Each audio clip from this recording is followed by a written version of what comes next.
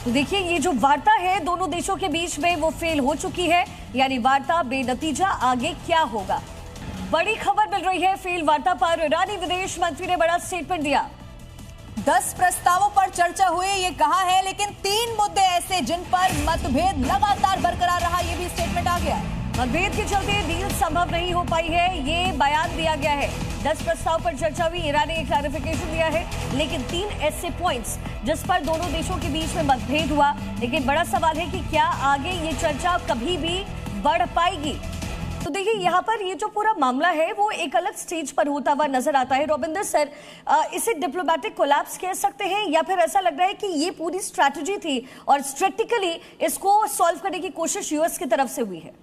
Collapse ही है, bottom line तो ये माना जाएगा ना। कोलैप्स है, जो टॉक्स थी वो तो डिप्लोमेसी का कोलैप्स माना जाएगा।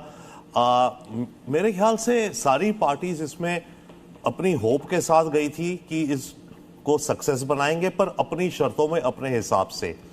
अमेरिका जिन शर्तों को चाहता था और ईरान जिन शर्तों को चाहता था, उन दोनों में इक्विलिब्रियम नहीं बन पाया।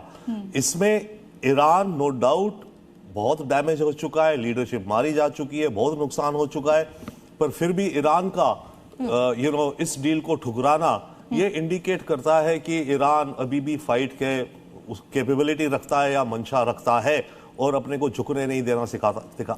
एक और चीज है इसमें, जो प्रॉक्सीज की बात हो रही है, यानी हिजबुल्लाह की फॉर एग्जांपल लेबनान में, उसके साथ खड़े होकर ईरान ने मेरे ख्याल से ये और इंश्योर कर दिया कि हिजबुल्लाह को भी लगे कि भाई ईरान मेरे साथ खड़ा है। क्योंकि अगर यहाँ बैकआउट हो जाता, कोई डील होती जिसमें लेबनान का पोर्शन ना होता, तो ये माना जाता कि ईरान अपने साथियों को डिच कर रहा है, दगा दे रहा है। ठीक है, ओके।